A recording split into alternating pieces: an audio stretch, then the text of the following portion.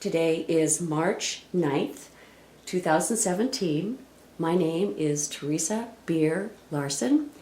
And with whom am I speaking? Please tell me your full name. My name is Vivian Winifred Kalton. And my birthday is May 1st, 1922. I am 94 years old.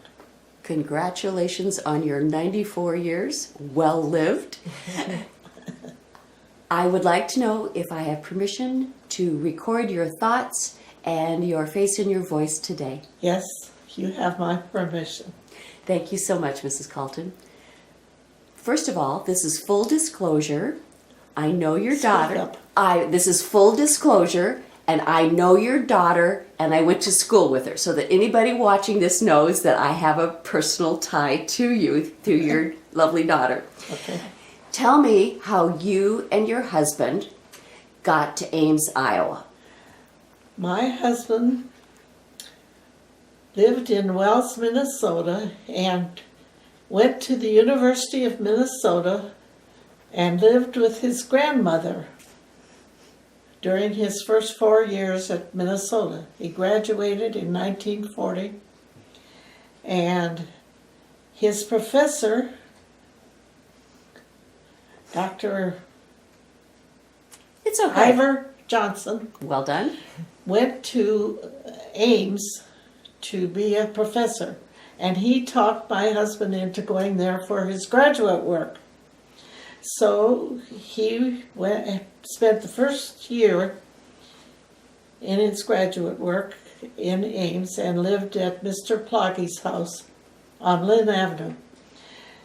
And after that first year, he came back to Minneapolis. We were already acquainted and not engaged or anything, but he decided he was going to take a government job. So he worked for the United States government grain office in Minneapolis, and he took samples from the boxcars of the grain and samples of oil on the oil tankers on the railroad. And he came home one day, and this was after we were married. He came home one day and he said, "I'm not going to do this the rest of my life. I'm going back to school." So we moved to Ames. And we lived on Lynn Avenue in an apartment upstairs. And Now this was World War II was going on. yes. So how did that affect you? He was rejected because of his eyesight, and you never saw a more sad man than he was, because he was defective. But anyway, that's why he went back to school. So When you moved to Ames and World War II was on, how did that affect your daily life? Because I understand there was rationing. oh yes, we had coupons, and we also had coins, some kind of little red coins. But anyway, we did not have a car, and so after our first girl was born, he would put her in the basket on his bicycle, and I would ride my bicycle, and we'd go wherever we needed to go. But to go to the grocery store, I had to go clear down to Lincoln Way. So I took the buggy and took her down to the store.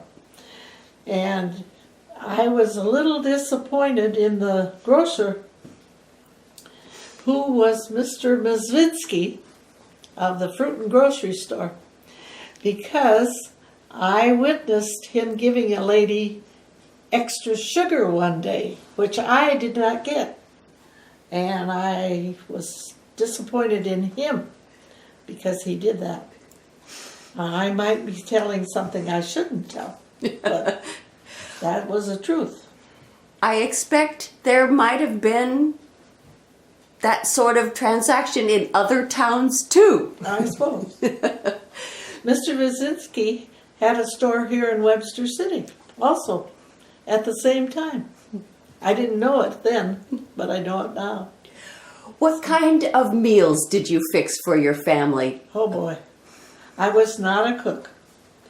I was a third daughter, and I got all the dishwashing, but I didn't get the training in the cooking. So all I knew was from home ec class, and so our meals were not extravagant by any means.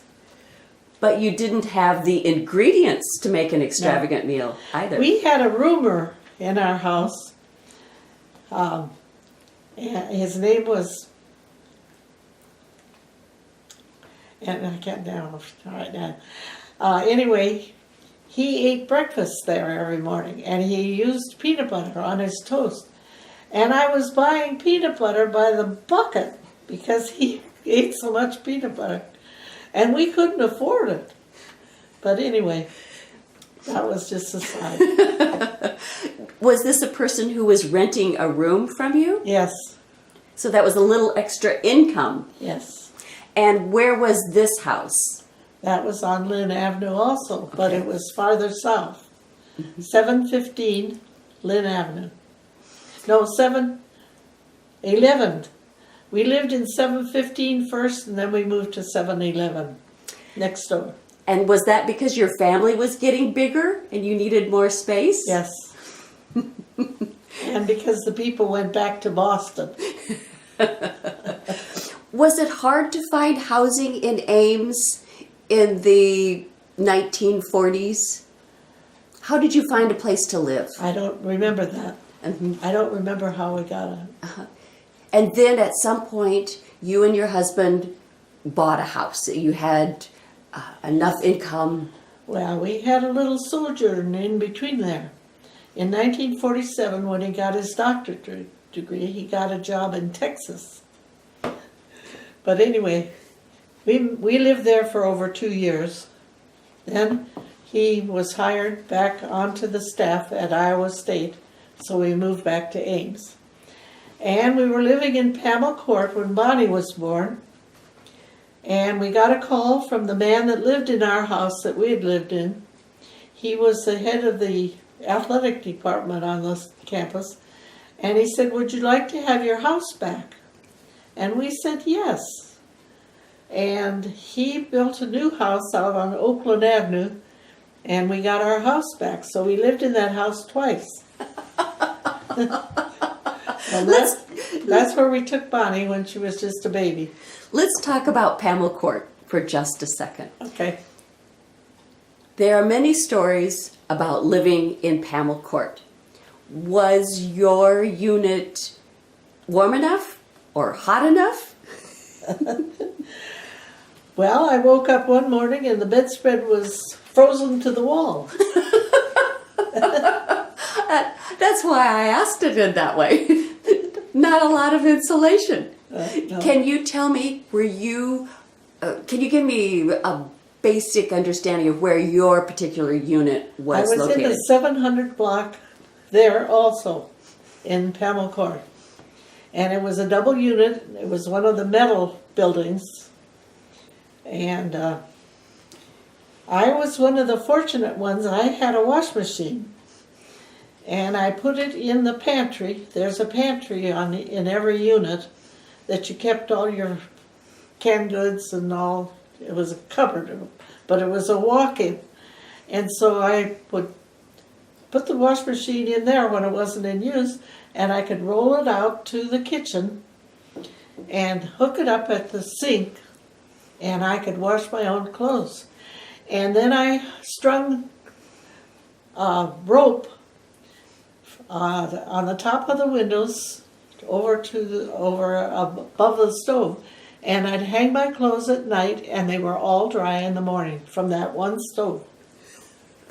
So I had an advantage. You had an interesting dryer arrangement. Yes. But a lot of people didn't have that luxury. So the Pamela unit had one bedroom, Had 2 bedrooms. You had 2 bedrooms, 2 bedrooms a living space, and a kitchen, and a bathroom. and a bathroom. Yeah. And the kitchen and living room were together Right. with a stove right outside the kitchen in the living room. Right out in the open. Did your children like playing in Pamel Court? Oh, yes. They played, had neighbor kids to play with, and my younger daughter was always in a hurry, and she'd run out the front door, and she'd end up in those ashes on the road out in front and get filthy. And I washed that snowsuit 55 times. And the oldest girl had a good friend across the street. Well, it wasn't a good friend to begin with. The girl was naughty. She kept hitting Joanne, and Joanne would come home crying. So one day I said, well, hit her back. So then another day I saw her come on her tricycle from out behind the girl's house, singing it at the top of her voice. And I said, what are you so happy about? She says, well, I hit her back. And after that, they were the best of friends. Well, it sounds like you had to find ways to live with people because you lived so close That's to right. people. That's right. She started school there, and I remember she went off on the bus and went over to Crawford for kindergarten, and then we moved to the Crawford area, and she was in first grade there. So. One more thing about Pamel Court, or maybe 2 more things. Do you remember what it was like to have transportation there? I mean, still people couldn't afford cars, did they? Were you riding bicycles yes. at that They time had too? cars. They had cars, okay. They had cars, yeah. And a lot of them were grad students. And So generally it would be the father of the household would ride his bicycle to the Yeah. campus in the morning. Yeah, okay. well, I don't remember that he did that. I think he walked. He walked probably, sure. Speaking of campus, you were obviously married. You married somebody with Iowa State experience. He was a graduate student. And there's an old tradition about young ladies getting a kiss at the Campanile. Well, I got my kiss before we were married because I visited down there one time and I got to stay at Mr. Ploggy's house where Bob roomed at the time. And so I got my kiss under the Campanile. Well, you are an official Iowa State girl then. I never attended Iowa State. Right. Is there anything else you'd like to tell me about living in Ames in the 1940s before we moved to the 1950s? Places that you liked. Did you get to go out to eat ever? Did you ever? No, never went out to eat. No. We lived on the $100 a month he got as a grad student teacher. My And goodness. we lived on that $100 plus the savings that we had both had from Minneapolis. And that's how Yeah. we got along. Yes. At one point, you moved from the Campus Town area to downtown, roughly on 8th Street, close to Duff Avenue. Well, the man that owned our house at 711 Lynn Avenue lived in Fremont, Nebraska. And the rent was $44 a month. And all of a sudden, he doubled it to $88 a month. And my husband said, I'm not going to pay it. I'm going to go find a house. And this was a trying time for me because my youngest daughter was having eczema problems. And my oldest daughter had polio. Oh my. And he found a house downtown Minneapolis in Old Town. And we Ames, moved. yeah. We moved. And I had to put up a big red polio sign on my door, and we were quarantined. And my next door neighbor, Mrs. Dixon, had a fit. She did not like me for years because I moved next door to her with a daughter with polio. But Joanne was in Des Moines at Blank Hospital at the time. And I discovered I was pregnant with a fourth child. So that was the worst year of my life. That is a lot to withstand. Yeah, that was. How did you make it through it? I don't know, just had to. There was no choice. My mother and the father came down and helped me a little bit. They stayed with the kids so that I could go with Bob a few places. But they didn't stay long. But I remember they came at Thanksgiving one time and my father had a live turkey in a carton. And he put it down the basement and the kids loved that turkey. They wanted it out of the box, but they never got it out. But they all cried when my mother cooked it for Thanksgiving.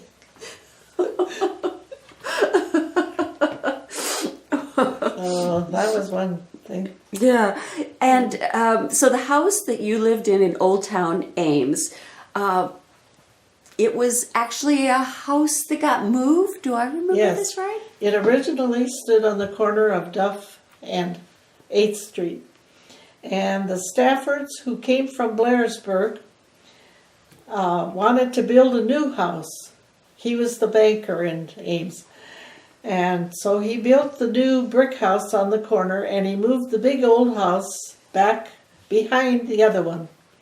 And so it was on 8th Street, right next to the alley. And his son lived in that. And that was Clay Stafford, lived in that house until they sold it to us when we moved there. And that was in 1952. Well, let's talk about living in Ames then in the early 1950s. You now have 4 children? Well, not until the next May. Next May. Almost 4 children. Okay. He was born in 53 in May.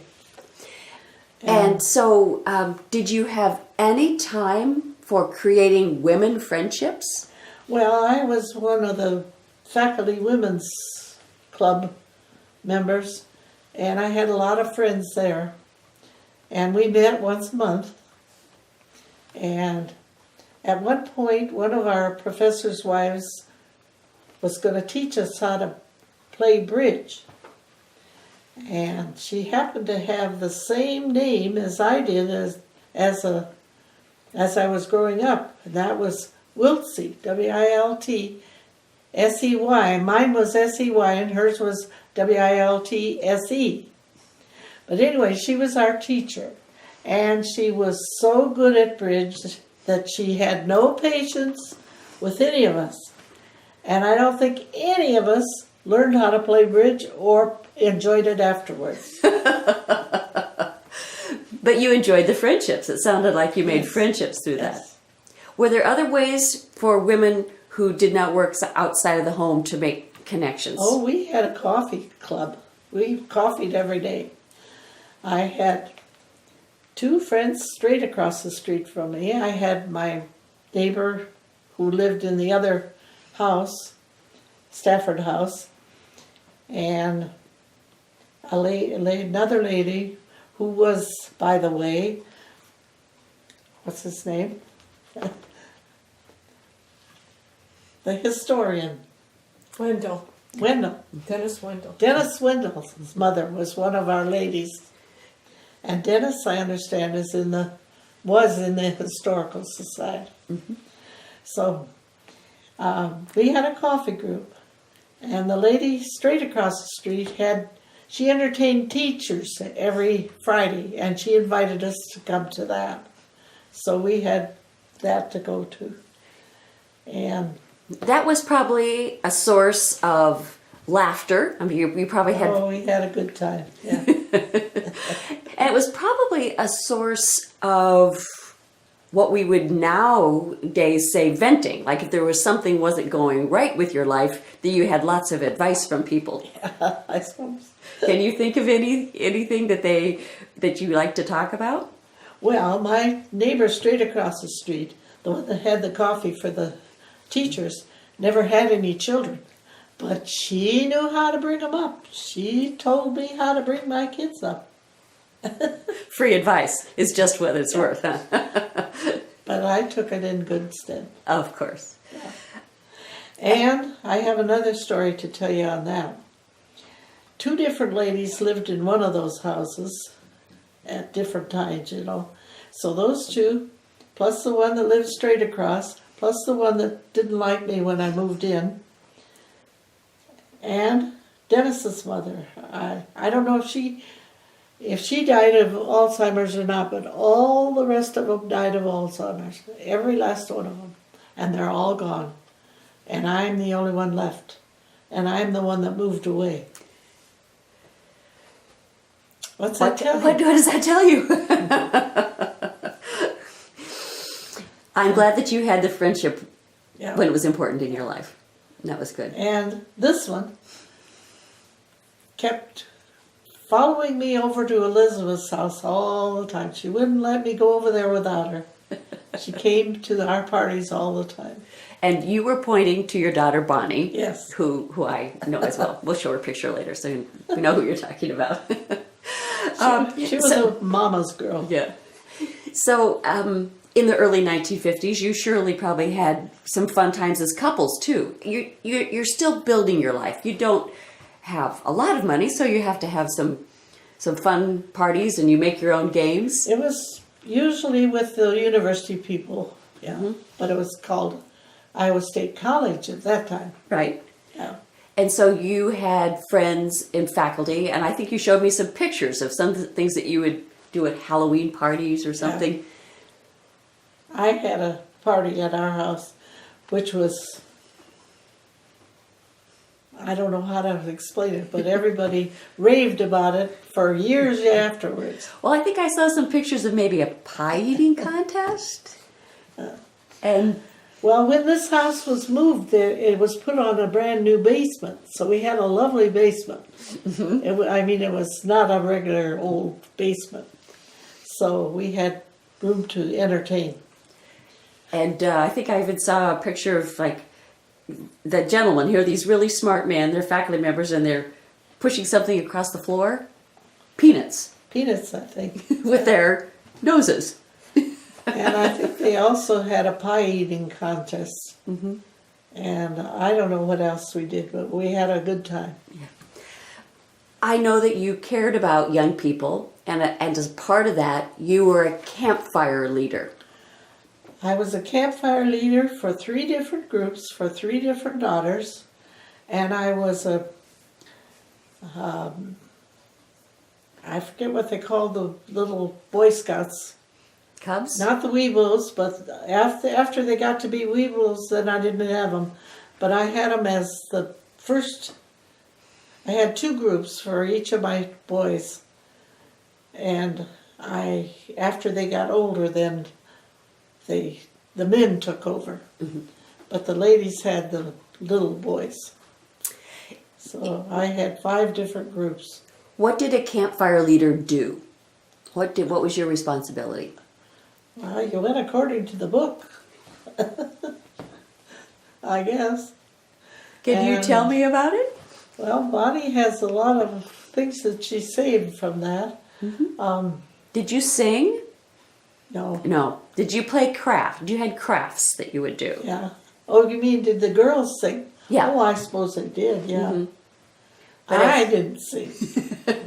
But as the campfire leader, you would probably have treats for them when they arrived? Yes. And then you had a little business meeting, or you'd talk about what you were going to do? I don't remember all that. I just remember the confusion. But girls would have to earn beads. Yes. And did you help supervise that? Oh, yes. I did all my duties the way I was supposed to. And then when my second daughter's group got to junior high, I gave them up because they were such naughty little girls. They were Junior high has a way of changing little girls for a time period. Well, I didn't notice that with the older group. Uh-huh. And I was only an assistant leader on hers, but hers went all the way through high school. And the boys groups, both boys went through scouts. They didn't get to be Eagle Scouts, but they came close. What did you enjoy most about being a campfire leader? Oh, I don't know. I didn't enjoy it too much. But you chose to do it because you wanted to be with your children? Well, no, they were in need of leaders. There weren't too many women that would do it. So you answered a call. Yeah.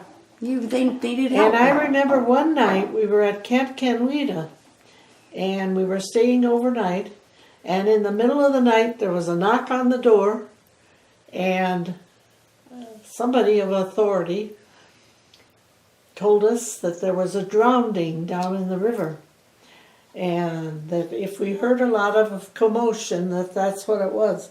But I didn't think afterwards that he should have even wakened us, because why did we need to know that? You know. Did you, for just a moment, count heads? Were you worried that maybe it might have been No, none of it your... was a young man. Right away they told us. Oh, okay. And it was a twin. He had gone over the dam and drowned. Oh, They it's were- so sad. Down there, and they shouldn't have been down there. Right, So Yeah. that was a bad experience. right. But we had a lot of fun out there at Camp Kenwita, because all three groups went to that one. That was in Ames. And then, of course, in the summertime, they all went over to Camp Hanashaw over at Boone. Right. But I never had anything to do with that. So, I've enjoyed hearing your stories about living in Ames in the 1940s and the early 1950s. We've talked about several things about where people lived and how they lived. And now I'm going to ask my final question, which I always ask. I always say, is there anything else that you would like to tell me about our topic that I haven't asked? And I kind of keep meandering a little bit and talking a little bit to let your mind settle in and see if there's anything else that you'd like to tell me about our topic today. I don't know if I can think of anything else. Living close to downtown was an advantage because all the children could walk to school, either to Beardshire, junior high, or the senior high. And when my daughter was a senior, I think it was the year she was a senior, they built the new high school. By that time she was driving, and so she could drive herself and her sister to school. And the rest of them could all walk to their schools, which was an advantage. And that was one of the reasons he bought downtown, was to be close to schools. And Ames had good schools. And Ames what? Had good schools. Yeah, they did. Yeah. So is there anything else you'd like to tell me? That's a great addition that I hadn't thought to I ask. know the kids like to hang out at the dairy across the street from the junior high school. They like to hang out there. And I only had one call from any school for any of my 5 children misbehaving. And that was my oldest son in junior high school. And whoever called was a man. I don't know who it was. And he said that Bob had been caught putting toilet paper in the toilet. And I was quiet for a while, and I thought about it, and I said, and isn't that where he should have put it? And he said, Mrs. Kalton, these were rolls of toilet paper. Well, if that's the worst thing that could happen, you probably did not have to have much parental strife. Well, I had it after they started driving. there was quite a bit there. You know, because you never knew where they were going and where they... Yeah. But at one time, we had probably 4 cars out in front of our house, which I'm sure the neighbors didn't appreciate. And then when I moved to Webster City, I had the same thing across the street from me. I had 4 children, each with a car. Well, I guess that brings us full circle. Yeah. And here we are sitting in Webster City and talking about memories at Ames. And today I want to thank you so much, Mrs. Kalton, for sharing your stories and also your pictures with me. And I wish you a fun day and going down memory lane as many times as you can. Okay, Thank you so much. you're welcome.